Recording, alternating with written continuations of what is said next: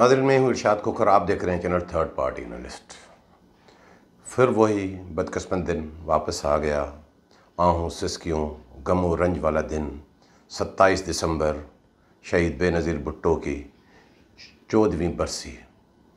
ये बरसियाँ तो हम मनाते रहे हैं, लेकिन पाकिस्तान के अवाम में पूरी दुनिया की नज़र अभी तक जो उनके ज़हनों में सवाल है, वो सवाल क्यों नहीं हल हो रहा कि अभी तक बेनज़ीर भुट्टो साहिबा के, शहीद बेनज़ीर के कातिल क्यों नहीं पकड़े गए, वो क्यों नहीं पकड़ में आते हैं। इस पर हमने देखा कि खुद उसमें 5 साल तो पीपल्स पार्टी की हुकूमत रही, उसमें क्या हुआ, और अब बातें हो रही है कि इसको हम रीओपन करेंगे। जहाँ तक रीओपन करने की बात है तो वो तो शहीद ज़ुल्फ़िकार अली भुट्टो के मुतल्लिक़ भी बात हुई, वो केस कहाँ है। और हमने शहीद बेनज़ीर भुट्टो के मुतल्लिक़ देखा है कि खुद अक़वाम मुत्तहिदा की कमीशन भी बनती है, स्कॉटलैंड यार्ड की जो एक टीम आती है, क्या होता है, FIA 2-3 मरतबा इंक्वायरी कर चुकी, और जिनको मुलज़म ठहराया गया वो बाइज़्ज़त बरी, वो उनको बरी भी हुए थी, थोड़ी बहुत सज़ाएं हुई, लेकिन वो उनको कैसे ये मामला हैं हमारे मुल्क में। तो अभी तक सबसे बड़ा सवाल ये है कि शहीद बेनज़ीर भुट्टो के कातिल क्यों नहीं पकड़े जा रहे, उनकी निशानी क्या। सिर्फ ये कालादम TTP के बैतुल्लाह मसूद के मारे जाने के बाद बस मामला ख़त्म हो गया? ऐसे नहीं है। तो ये है आज की रिपोर्ट। वो दोस्त जिन्होंने अभी तक हमारे चैनल को सब्सक्राइब नहीं किया है, सब्सक्राइब करें, और वीडियो अच्छी लगे तो दोस्तों के साथ शेयर ज़रूर करें। सबसे पहले मैं आपको बता दूं कि आपको याद होगा कि गुज़श्ता साल जो बरसी की 13वीं बरसी की मरकज़ी जो तकरीब हुई थी, वो शहीद बेनज़ीर भुट्टो की जाए शहादत रावलपिंडी में लियाकत बाग में मुनक़द हुई। यहाँ भी फ़ातिह ख़्वानी हुई गड़ी खुदा बख्श में, बाकी जगहों पे भी, लेकिन मरकज़ी तकरीब वहाँ हुई थी। तो इस मरतबा जैसे पीपल्स पार्टी ने एक हुकूमत के ख़िलाफ़ कैंपेन भी शुरू कर रखी है, महंगाई और इसके ख़िलाफ़, और ऐलान किया गया था कि इस मरतबा बड़ा एक पावर शो करेंगे। तो वो पावर शो भी होने जा रहा है। तो कल सबसे पहले ये बता दूं कि वो इतना जब मजमुआ होगा, इतने जब लोग आएंगे, तो ज़ाहिर है सिक्योरिटी के अरेंजमेंट भी उतने होने चाहिए। और सिंध में पीपल्स पार्टी की हुकूमत है गुज़श्ता 13-14 साल से। तो उसके लिए जो मैंने मालूमात ली है कि तकरीबन 7,000 पुलिस रेंजर्स के एहलकार होंगे, जिनमें तकरीबन 6,800 पुलिस एहलकार होंगे, और रेंजर्स के एहलकार बदे कमांडो भी होंगे, उनमें ट्रैफिक पुलिस के एहलकार भी शामिल हैं। इसके अलावा जो सिक्योरिटी के इंतजाम किए गए, उनमें तकरीबन 70 वॉक थ्रू गेट्स लगाए गए हैं। ख़वातीन के लिए अलग है और मर्द हजरात के लिए अलग है। बड़े बड़े काफ़िले आते हैं, और तकरीबन पूरे इलाके की, आसपास के इलाकों की, लाड़काना शहर की भी है, लेकिन नोडेर और उसकी पसगरदाई गड़ी खुदा बख्श, और ख़ास तौर पे जो जलसा गाह होगा वहाँ पे 150 CCTV कैमरे लगाए गए हैं। और जो पुलिस एहलकार होंगे उनमें तकरीबन 300 पुलिस जो ख़वातीन पुलिस एहलकार की खिदमात भी उसमें शामिल हैं। और मैंने जो मालूमात ली कि नोडेरो से तकरीबन 5 किलोमीटर गड़ी खुदा बख्श दूर है, तो वहाँ से रास्ते पे जाने की ज़रूरत नहीं होगी। ये मुख्तलिफ रूट्स बनाए गए हैं। वो पहले भी होता है कि सैदुदेरो से, बंगुलदेरो से, वो जो से मुलाका सड़कें हैं, वहाँ से वो सारे लोग आएंगे, और काफ़िले वहाँ पहुँचना शुरू हो चुके हैं, क्योंकि ये इतना बड़ी जो है शख्सियत की बरसी है। तो ये तो थे सिक्योरिटी के इंतज़ामात।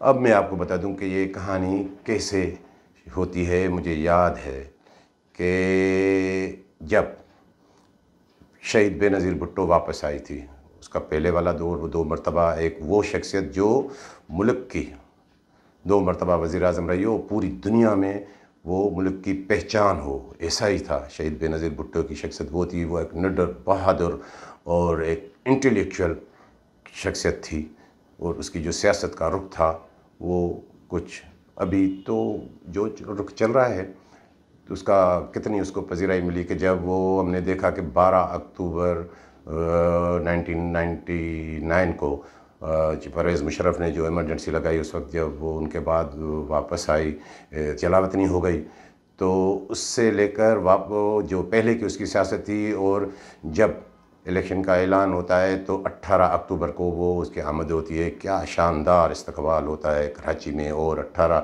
अक्टूबर को कारसाज सान्या पेश आ जाता है कि बहुत बड़ा धमाका होता है। 300 ज़ायद लोग उसमें शहीद हुए। और मुझे याद है कि 19 अक्टूबर को یہ اس لیے بات بتا رہا ہوں کہ یہ جو اپنی میموریز آپ سے کچھ شیئر کر رہا ہوں، 19 اکتوبر کو 2007 کو جب پریس کانفرنس ہوتی ہے شہید بے نظیر بھٹو بلاول ہاؤس کراچی میں، وہ جن صحافیوں نے کور کی ان سے تو پوچھ کے دیکھ لیں، اور وہ ریکارڈ پہ باتیں ہیں کہ وہ بالکل منفرد نظر آئی۔ جلاوطنی سے پہلے والی بے نظیر بھٹو نہیں تھی، وہ الگ منفرد تھی۔ کئی اداروں پہ انہوں نے بات کی تو مجھے ابھی تک یاد ہے کہ مجھے کئی صحافی ہمارے یہاں وہ بحث یہ ہوتی تھی کہ یہ ایک مجھے یاد آ رہا ہے کہ ہمارے بڑے سینئر صحافی وہ بھی جولائی 2012 میں ہم سے بچھڑ گئے، ارشاد گلابانی صاحب، ان کو بڑی فکر ہوتی تھی کہ میں نے جس طرح کی یہ بے نظیر صاحبہ کی پریس کانفرنس سنی ہے تو اس کی زندگی کے متعلق وہ بڑے خطرات ہو سکتے ہیں۔ اور مجھے یاد ہے کہ اسی موضوع پہ ہم صحافی لوگ ہیں ظاہر ہے، تو جنہوں نے وہ پریس کانفرنس سنی یا کور کی کہ ہمارے سینئر صحافی ہیں امتیاز خان فاران صاحب اس سے یا فاضل جمیلی صاحب، تو یہ خدشات تو ہوتے تھے، اور کئی اس پہ لوگ سیاسی لوگ بھی اس پہ تبصرہ کرتے تھے، لیکن اس طرح وہ میڈیا پہ چیزیں نہیں آتی تھی۔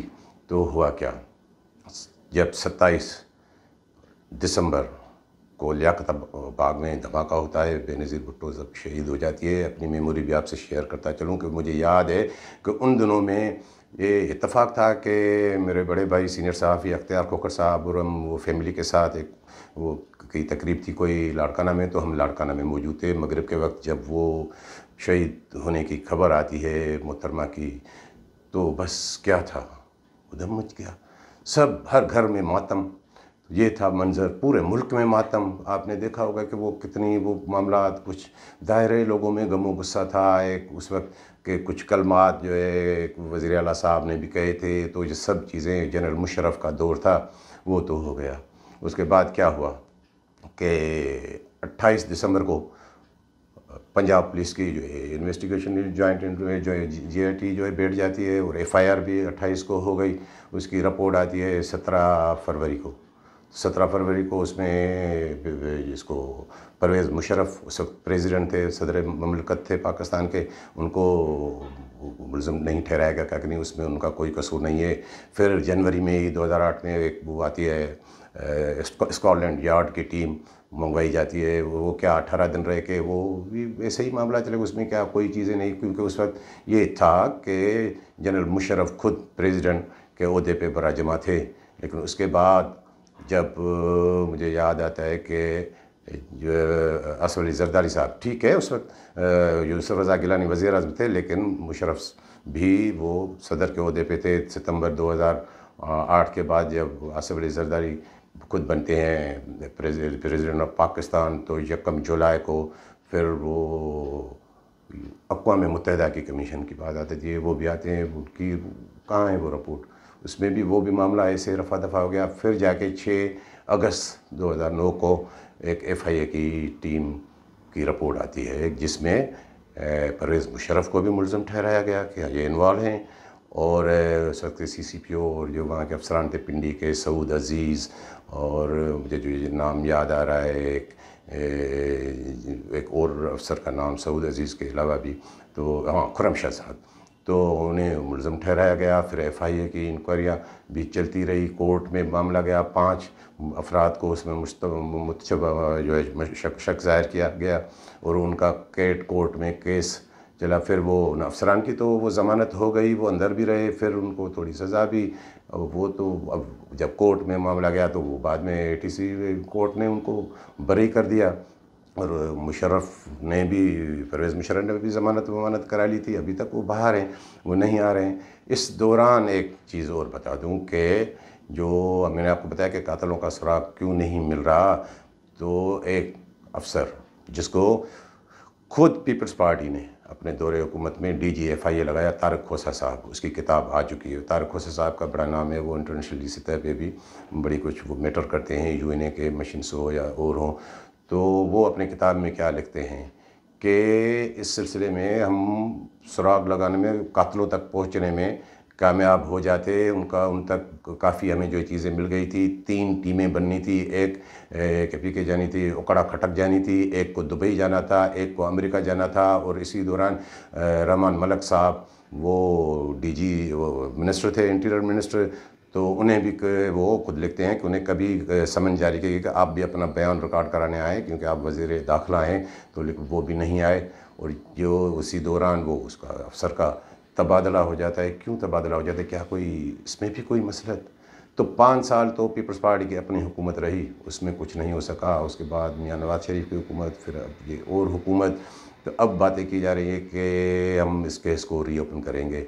अब रीओपन करें, कुछ भी करें, लोग तो इसमें लगे हुए हैं कि कातलों का सुराग क्यों नहीं मिला, कातिल बेनकाब क्यों नहीं हो रहे हैं। तो इतनी बड़ी शख्सियत जो आपके मुल्क की पहचान, आपकी पूरी दुनिया में जिसको जो रिकग्नाइजेशन थी, जो इतनी बड़ी दानश्वर शख्सियत जो सिर्फ सियासतदान नहीं थी, तो ज़ाहिर है लोगों में गम व गुस्सा होगा। और मुझे वो दिन भी याद है कि जब ये सानिया पेश आया, तो खुद हम लाड़काना से 18 किलोमीटर दूर है नोडेरो, और तकरीबन 25 किलोमीटर गढ़ी खुदा बख्श, तो हम दोनों सहाफ़ी भाई वहाँ कैसे पहुँचे होंगे। बाकी आम लोगों की तो बात मैं आपको क्या बताऊँ। और जब वहाँ से 28 दिसंबर को तदफीन के बाद इतनी बड़ी सर्दी थी, और लोग कैसे, कोई कुछ नहीं, और सब मातम करते हुए पैदल 25-25, 30-30, 50-50 किलोमीटर तक, शहदाद कोट तक हमने देखे कि लोग पैदल जा रहे हैं। और इतनी सर्दी में तो ये ऐसे लीडर बहुत कम पैदा होते हैं जिनसे लोग इतनी अकीदत करें, इतनी जो है मोहब्बत करें।